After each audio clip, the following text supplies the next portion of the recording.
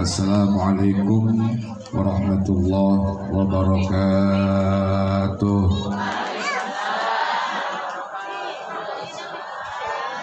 Alhamdulillah, wassalatu wassalamu ala rasulillah wa ala alihi wa sahbihi wa mawala. La hawla wa la quwwata illa billah, amma ba'da. Yang saya hormati calon duyufullah wa duyufur rahman, Kanda Sumantri bin Bapak Sanin dan Ibu Ustazah Rahmah binti almarhum Ayahanda Madani, para asatidzah yang begitu banyak hadir di sini. Hadir Ustazah Khairah, Ustazah Rohmani, Ustazah Lilis, Ustazah Khairiyah, siapa lagi? Yang mana? Ustazah Aisyah dari Kairo ya? Oh, Kairo maksud kali Bang Rorotan, bukan kali Abang Ayah. LC kali Abang Lokomotif. Ibu-ibu hadirin sekalian serta bapak-bapak yang di luar sana yang saya hormati dan yang saya muliakan. Saya mohon maaf ini Bu, saya tidak diundang ceramah. Saya tadi dengar beliau mau berangkat umroh, terus waktu ratibnya sekarang. Jadi saya nemenin bini saya tadi sebetulnya itu kemari menjenguk beliau. Ditahan, disuruh ngomong. Nggak apa-apa ya Bu ya, bentaran, takut amat lama. Ibu-ibu hadirin sekalian yang saya hormati, dalam Al-Quran Allah berfirman, Inna awwala baiti wudi'a lin-nas lalladzi bi Bakkata mubarakan wa hudan lil alamin. Sesungguhnya rumah yang pertama kali Allah ciptakan di muka bumi ini adalah rumah yang berada di kota Bakkah. Bakkah itu adalah nama lain dari Makkah. Bakkah itu bahasa Arab, diambil dari kata bakka yabuku bakkatan. Makna Bakkah atau makna Makkah artinya adalah menggiling, menghaluskan, menghancurkan. Maknanya bahwa orang yang masuk kota Mekah pasti batinnya terhaluskan, batinnya terhancurkan. Dari kekerasan hati yang ada pada dirinya akan lunak hatinya itu ketika masuk ke kota Mekah, terlebih ketika berada di Ka'bah Baitullah. Wajar kalau ada orang mau berangkat haji, mau berangkat umroh nangis. Kenapa menangis? Karena menangis itu adalah merupakan simbol kehalusan rohani. Orang yang rohaninya halus gampang nangis. Ini ibu-ibu di sini gampang nangis apa susah nangis? Gampang banget. Kalau yang susah nangis berarti hatinya keras. Yang gampang nangis itu cengeng. Tapi dikit-dikit nangis gitu. Dan itu pertanda ada kehalusan rohani. Nanti abang mantri sama ibu omah kalau ngelihat Ka'bah enggak nangis berarti hatinya keras. Itu kok tuh tandanya di situ. Dulu saya waktu pertama kali lihat Ka'bah kagak bisa itu mata saya berkedip, nangis saja nangis. Pertama doang, tapi berikutnya sih udah enggak. Mudah-mudahan itu merupakan bentuk dari kehalusan rohani. Makanya besok abang mantri nyampe sono ditawa aja, berarti ada pertanyaan, hatinya ini belum halus. Itu nanti perlu nangis kita. Ini ibu-ibu kalau kagak punya duit gampang nangis nggak? Gampang. Coba dah, ibu gak punya duit, gak punya beras, gas habis, laki demen orang, nangis apa kagak itu? Gampang nangis apa kagak itu? Kebangetan kalau kagak nangis itu. Ya. Jadi rumah yang pertama kali Allah ciptakan di muka bumi ini adalah rumah yang berada di kota Bakkah. Bakkah itu nama lain daripada Mekah, dan memang rumah Allah yang namanya Ka'bah itu sudah ada 1000 tahun sebelum Nabi Adam turun ke bumi. 1000 tahun itu Nabi Adam masih di surga, itu Ka'bah udah ada. 1000 tahun itu udah ada duluan. Jadi Ka'bah sama Nabi Adam itu duluan Ka'bah adanya. Kenapa saya katakan duluan Ka'bah? Karena memang dulu sebelum Nabi Adam diperintahkan untuk mengelola bumi ini, udah ada dulu makhluk yang mengelola bumi ini. Sudah ada dulu. Dan itu makhluk-makhluk peninggalannya bisa kita ketahui hari ini. Ada dinosaurus, ada prasasti yang ditinggalkan yang merupakan bukti keberadaan makhluk sebelum Nabi Adam. Ini paham gak saya ngomong nih? Kalau kagak paham udah Buya pura-pura paham aja, soalnya udah siang. Pura-pura paham aja dah. Dan Ka'bah itu yang pertama kali mendirikannya adalah malaikat atas perintah Allah. Nabi Adam turun ke bumi, kemudian beliau diperintahkan untuk bertawaf. Bertawaf sebagai salah satu syarat untuk diterima taubatnya. Itu berarti manusia yang pertama tawaf adalah Nabi Adam, dan tawaf merupakan syariat dari Nabi Adam. Ini tawafnya. Ini kalau saya terangin Bu, sampai mabit ke Muzdalifah semuanya ada tokoh-tokohnya. Saat tawaf Nabi Adam yang pertama, tapi Nabi Adam tawafnya nggak baca apa-apa. Diajarkan kemudian oleh malaikat, Adam kalau mau tawaf bacalah subhanallah walhamdulillah wala ilaha illallah wallahu akbar. Jadi dulu tawafnya cuma subhanallah. Makanya nanti Bang Mantri sama Pak Omah kalau misalkan nanti nggak sempet baca, udah tawafnya subhanallah aja udah. Subhanallah, alhamdulillah, wala ilaha illallah, wallahu akbar. Itu paling gampang itu. Itu paling gampang. Kalau kagak bisa, apakah yang bisa? Ya ilok guru kagak bisa, coba begitu doang. Ya. Di Ka'bah itu, tawaf itu adalah merupakan syariat dari Nabi Adam, dan di situ tuh di area Ka'bah ada beberapa tempat yang mustajabah. Nih, kalau ibu-ibu mau tahu, dalam kitab Fathul Jawad karangan Imam Ibnu Hajar Al-Haytami, beliau menyatakan bahwa di area Ka'bah dan sekelilingnya serta di tempat lain, khususnya di negeri Makkah dan Madinah, ada 15 tempat yang mustajabah, yang kita kagak boleh ngomong sembarangan, pasti jadi di situ. Ini apa aja yang 15? Ini kepanjangan kalau sampai satu-satu nih. Saya singkat aja. Itu yang pertama di dalam Ka'bah. Ini nggak ada yang bisa ini, ntar doa di dalam Ka'bah nggak mungkin. Karena kita bukan Jokowi. Yang bisa presiden maksudnya. Kalau presiden dia bisa masuk tuh. Ya kalau kita baru timbang RT mau boro-boro bisa masuk. Nyium Hajar Aswad juga dorong-dorongan. Itu di dalam Ka'bah, itu tempat yang mustajabah. Di Hijr Ismail. Ini Poma kalau bisa ntar di sono Bang Mantri di Hijr Ismail kalau bisa. Sembahyang 2 rakaat di sono kalau bisa. Kalau kagak jangan maksa. Jangan maksa. Terus di Multazam. Itu juga tempat yang mustajabah. Multazam yang mana sih? Itu pintu Ka'bah. Itu Multazam sama Hajar Aswad itu. Kalau misalkan nggak bisa nyium, jangan maksa. Jangan maksa pengen nyium, ntar salah nyium lagi. Kadang-kadang ada orang pengen buat nyium Hajar Aswad, kata kali hitam-hitam itu Hajar Aswad, pantat orang negro. Nah, ini jangan sampai sama hitam. Cuman bedanya kalau pantat negro mah kagak wangi. Hajar Aswad wangi.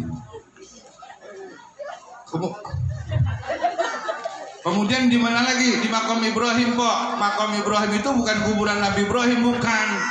Makom itu tempat berdiri. Waktu itu Nabi Ibrahim memperbaiki Ka'bah karena di zaman Nabi Nuh Ka'bah hancur. Bu, itu Ka'bah hancur di zaman Nabi Nuh.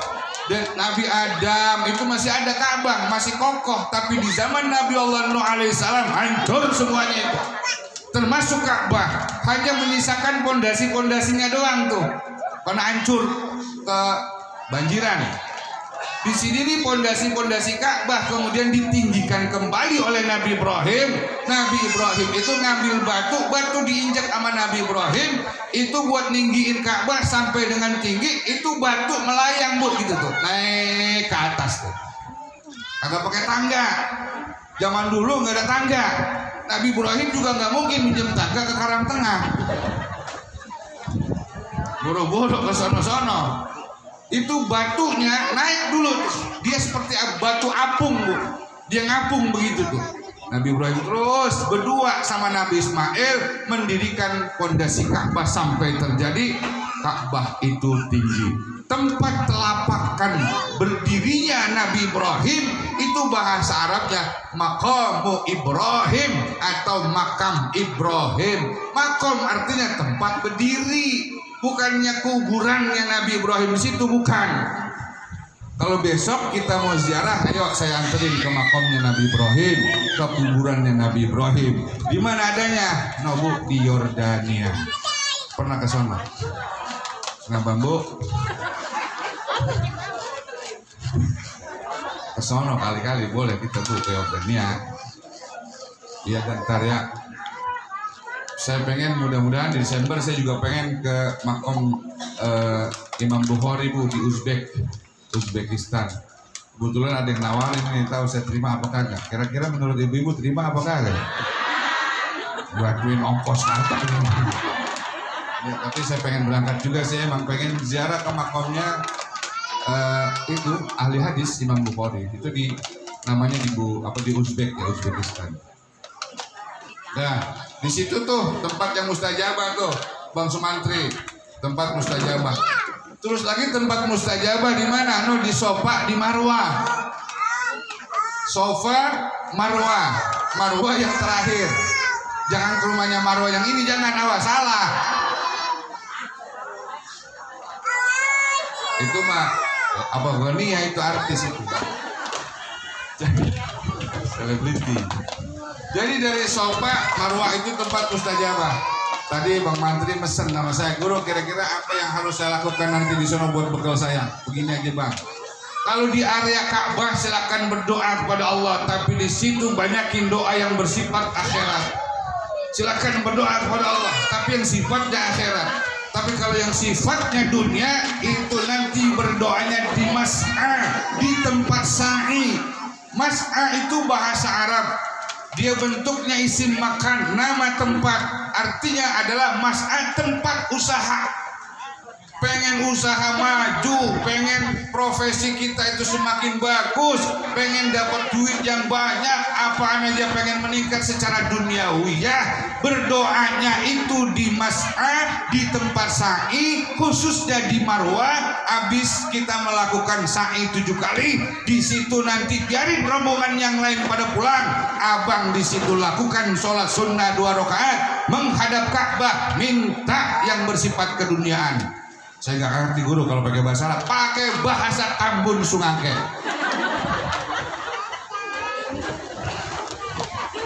Begitu aja nanti doanya. Tapi kalau bisa ya jangan pakai bahasa Betawi, jangan. Saya malu-maluin. Pakai bahasa Indonesia Bang. Apa yang abang minta? Di situ minta deh tuh. Pengen nambah mobil, minta. Pengen usaha maju, minta. Kalau misalkan tetangga saya Guru banyak punya bebek, dia minta doain, doain. Bebeknya 100 katanya biar nelor 115, nggak apa-apa. Doain bagaimana caranya. Kan bisa jadi Bu, bisa jadi lah. Bebek dalam sejarah mungkin nggak ada yang nelor 2 kali, tapi kan ada bebek yang perekan dikit ada kali. Dia bisa 2 kali telur. Kalau izin Allah mau udah pasti bisa aja. Di situ Bang Mantri ya, nih, poinnya di sini nih ya, yang bisa dibawa pulang nanti bisa dipraktekin. Ayo Abang Mantri nanti berdoa di situ yang sifatnya duniawiyah di tempat sa'i, di mas'a, khususnya di marwah. Minta pakai bahasa Indonesia, jangan pakai bahasa Betawi. Betawi kan ngomongnya lugu. Masa berdoanya? Wah Allah, cara gua bagi gua duit apa yang banyak, bukan pengen punya ini ya, jangan begitu, tabokin malaikat nih. Ya Allah ya Tuhan kami, gitu pakai bahasa Indonesia. Saya pengen dapat usaha yang maju, yang berkah, yang makmur untuk bekal ibadah kepadamu. Minta dah seminta-mintanya, sebisa-bisanya. Kalau ada tetangga yang minta didoain, doain di situ. Nggak usah pakai ngirimin fotokopi KTP. Kadang-kadang ada doain gue ya nih biar lo kagak lupa gue kasih fotokopi KTP gue. Sih, agak sempat udah pakai baca fotokopi KTP. Ya, itu bang tuh yang digaris bawahi. Kalau yang di tempat lain seperti di Musdalifah dan sebagainya itu nanti cuma lewat doang. Kagak mampir kita di situ. Di Marma juga di tempat melontar kita kagak mampir, cuma tahu doang kalau di situ. Jabal Rohmah, nah disitu kita mampir deh tuh. Jabal Rohmah itu artinya jabalnya, gunungnya Empo Oma. Nih jabalnya dia nih, jabalnya Empo Oma nih. Itu ngapa sih dinamain Jabal Rohmah? Sebetulnya itu adalah merupakan jawaban dari Allah ketika Nabi Adam mohon. Nabi Adam bermohon, Bu, karena udah lama nggak ketemu Siti Hawa. Kan Nabi Adam diturunin dari sorga, dia diturunnya di sono di India. Siti Hawa turunnya di sono di Jeddah. Jeddah sama India jauh.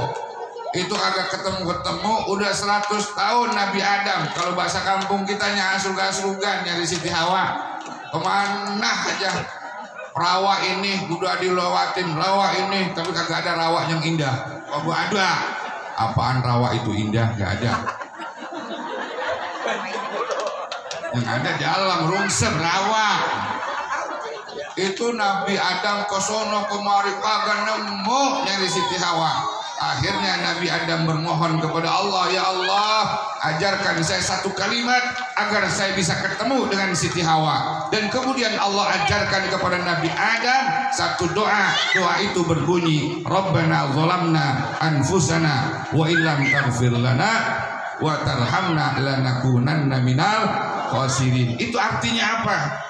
Itu kalau bahasa terjemahannya, Tuhan kami zalamna anfusana, kami telah menganiaya diri kami sendiri. Wa illam taghfir lana, jika kau tidak memberikan ampunan kepada kami, wa tarhamna, dan jika kau tidak memberikan rahmah, kasih sayang kepada kami, pasti kami adalah orang-orang yang rugi. Maksudnya Nabi Adam disuruh bertaubat kepada Allah. Nanti kalau sudah bertaubat, Allah turunkan rahmatnya, Allah turunkan rahmahnya. Rahmahnya itu kemudian diletakkan di satu bukit, yang bukit itu kemudian saat ini kita kenal dengan Jabal Rahmah. Dan dari rahmah yang Allah berikan di atas jabal tersebut menjadi magnet yang dapat menarik Nabi Adam dan Siti Hawa untuk berkumpul, bertemu di satu tempat, yang tempat itu nanti dikenal dengan Arafah atau area Jabal Rahmah. Itu sejarahnya sebetulnya begitu. Kan Nabi Adam mau ngubungin Siti Hawa susah, Bu. Zaman dulu coba ada mau WA, emang udah ada WA? Belum. Mau nelpon siapa? Orang kagak ada di dunia, cuma dua-duaan doang. Nabi Adam pagi-pagi jalan ke sono kagak nemuin manusia yang lain. Nah akhirnya terjadilah pertemuan itu di Arafah. Arafah artinya saling mengenal, dan itu daya tarik yang magnetnya adalah rahmah tadi. Maka itu dinamakan Jabal Rahmah. Itu begitu sejarahnya. Kita di sana bisa kali foto-foto. Padahal saya kesana sih masih ditutup, tapi kemarin saya lihat udah dibuka lagi itu area Jabal Rahmah itu. Itu cuma main-main doang situ mah, jangan ngapa-ngapain, jangan.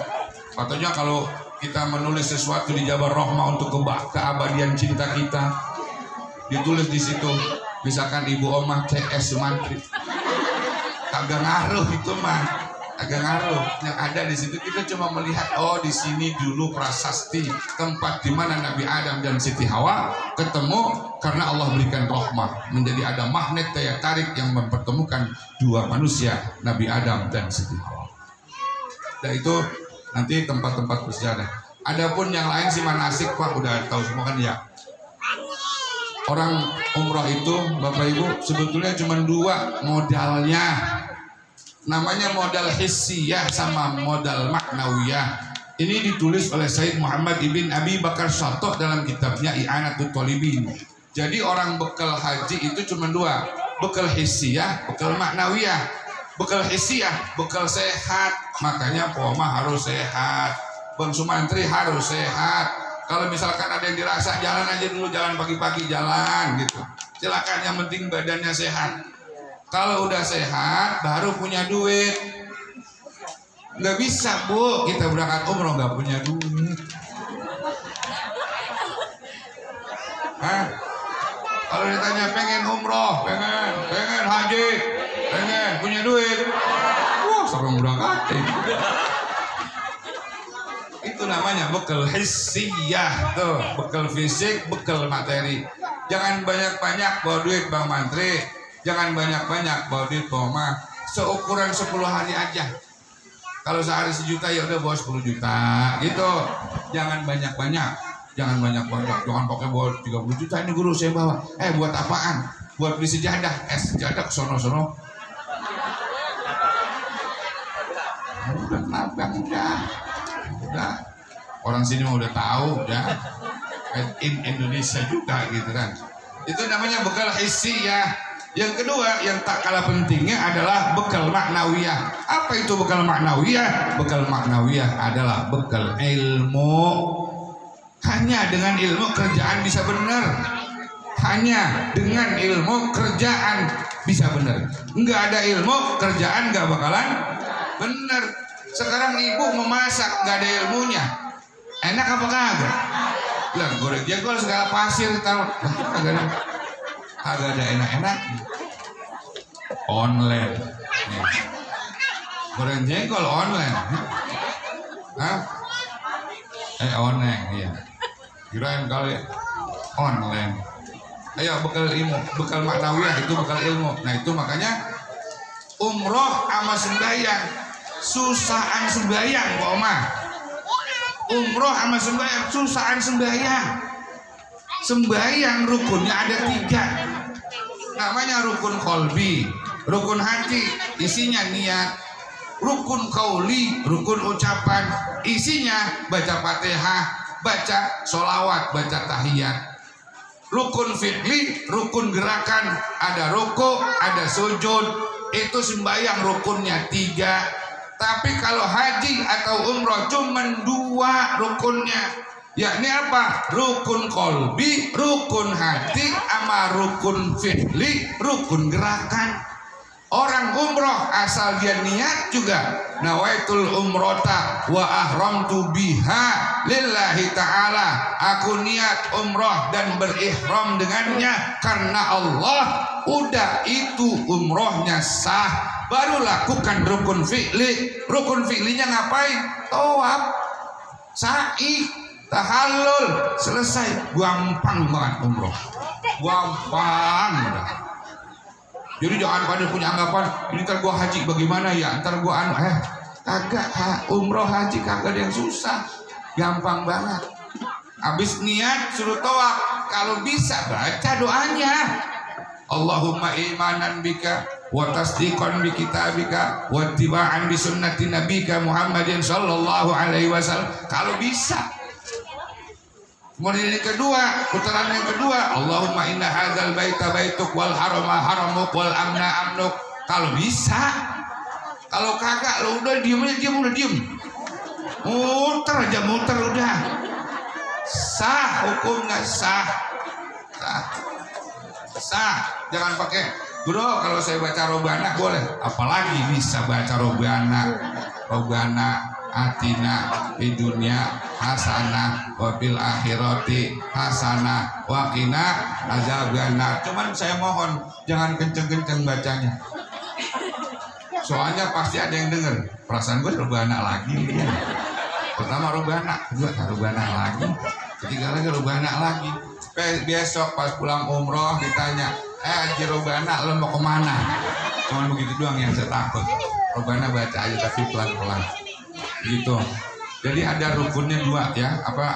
Orang berangkat umroh itu ada namanya bekal maknawi, bekal ilmu.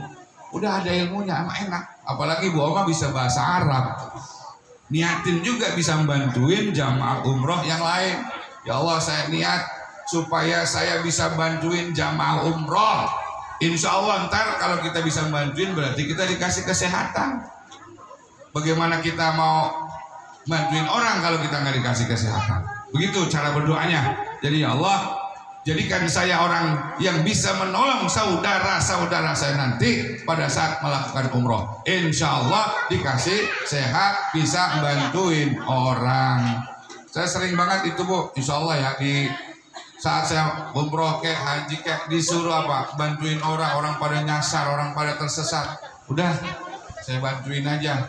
Kadang-kadang dibagi duit, kadang-kadang kagak, tapi saya tolak dibagi duit. Ada orang Kalimantan waktu itu mana bagi duitnya banyak banget, saya kagak terima, menes. Saya terima, saya udah janji saya menolongin orang doang. Oh dipaksa, dimasukin ke tas saya yang kecil. Saya pura-pura kagak lihat, udah sejalan aja. Habisnya emang saya minta, kagak ngerti habisnya. Iya. Ada orang Kalimantan waktu itu. Terus orang Kalimantan Bu, ada bacaan pamflet daurah miyah lirijal, jatuh di bawah, terus disapuin nama dia. Apa kata dia? Orang Arab emang sombong. Quran katanya jatuh, diinjek-injek.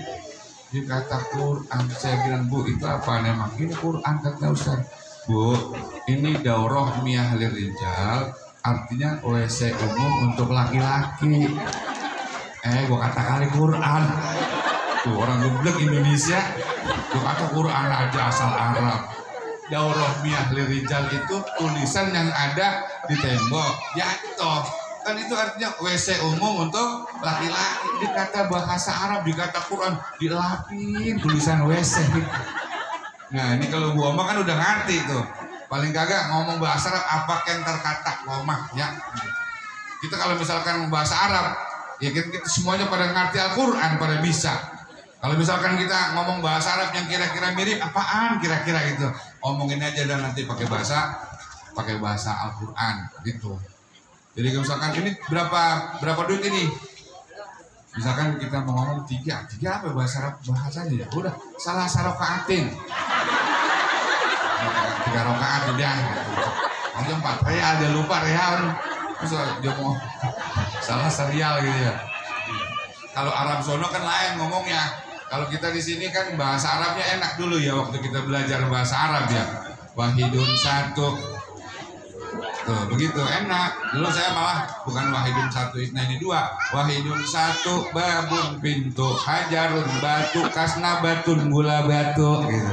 Dulu saya begitu di pondok tuh belajarnya tuh.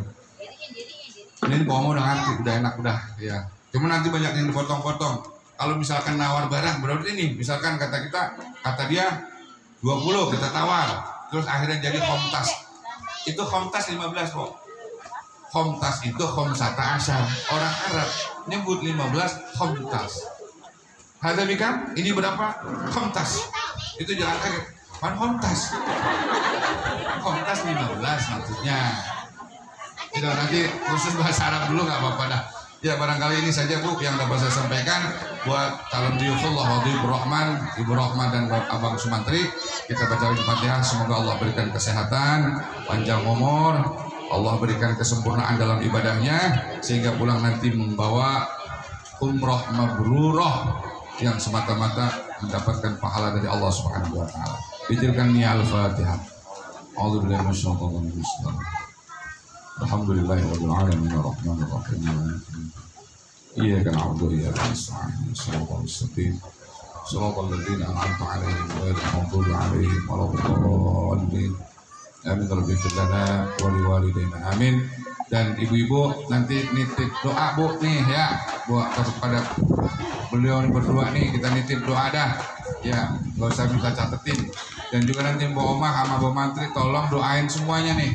Bang Mantri ntar doainnya bagaimana guru? Begini doainnya, ya Allah, orang-orang yang kemarin datang relatif di rumah saya, panggil mereka ya Allah untuk datang ke rumahmu melakukan ibadah haji dan umroh.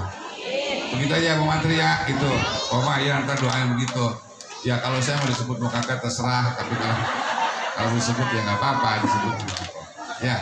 Ini saja yang dapat saya sampaikan, kurang lebihnya mohon maaf. Syukron wa dumtum bil khair wal barakati wan najah. Al afwa minkum. Assalamualaikum warahmatullahi wabarakatuh.